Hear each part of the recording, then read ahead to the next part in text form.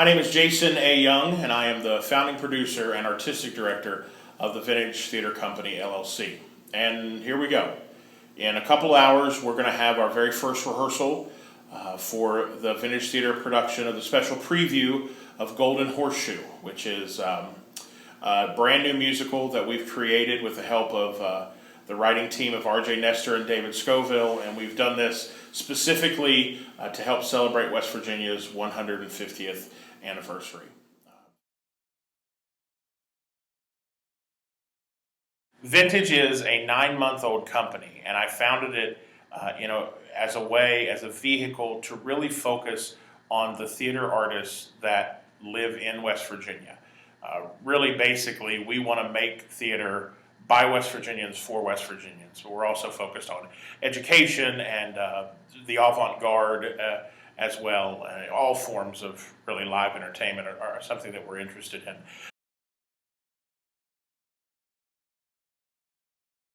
We really thought that as a company with our mission statement being so rooted in the state of West Virginia, we couldn't afford to let the sesquicentennial pass us by. And so RJ and David have crafted this wonderful story for us, and we are very, very excited to bring it, to be able to bring that special preview to the Masonic Lodge Ballroom in Clarksburg, West Virginia, June 20, 21, 22.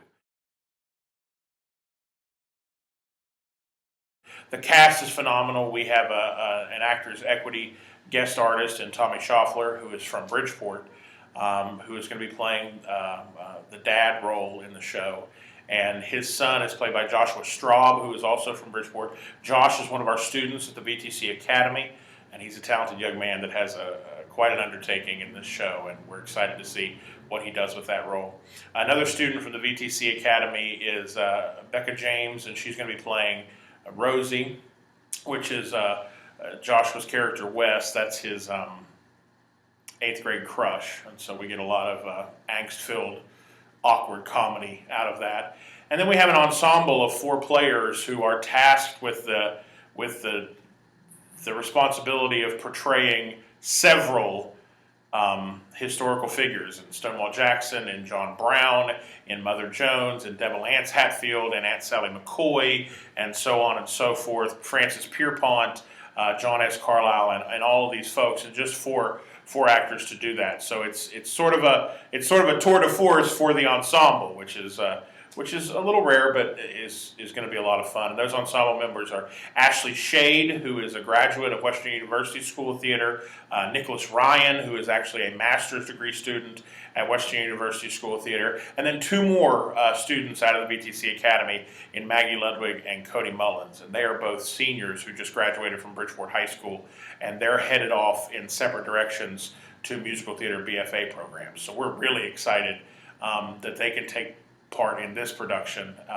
as students who have come through the VTC Academy and taken voice with us and taken private acting classes and worked their auditions with us, and now we get to put them on stage. So all that training that we got to do with those 4 Academy students, we're gonna reap the benefits of that here in June. The show centers around the character of Wes, which is Joshua Straub's role. And Wes is an 8th grade boy, and he is 3 days away from taking the Golden Horseshoe test, which is a test about West Virginia history that the top scoring students in the state of West Virginia, if they score high enough, they go to Charleston and they are knighted as knights and ladies of the Golden Horseshoe and given the award. Well, Wes is 3 days away from taking that test, and he is terribly, terribly confused about all things West Virginia history. Well, his father discovers this situation and is very happy to assist Wes because he's a proud mountaineer. He is a Knight of the Golden Horseshoe. His father was a West Virginia history teacher and a Knight of the Golden Horseshoe. So he is he's more than willing to help Wes study for the test. So what happens is, over the course of a couple nights as they prepare for this test, the dad tells Wes, just basically in story form, what happened in West Virginia's history, starting with John Brown and his Raiders and moving through statehood with Pierpont and Carlisle and, of course, Abraham Lincoln, and also dealing with Stonewall Jackson and his contributions to our history and our state, especially right here in Clarksburg. And then, the Hatfields and the McCoys and the coalfield struggles in southern West Virginia and all of that. His dad tells him these stories, and then we, the audience, get to see the stories come to life in Wes's imagination as he imagines these four sort of itinerant players moving through history very quickly and very rapidly and helping tell these stories along the way. And then inevitably, because Wes, being an 8th grade boy suffering from his first real crush, inevitably he just simply can't get Rosie off of his mind. And so she sneaks into his imagination quite often.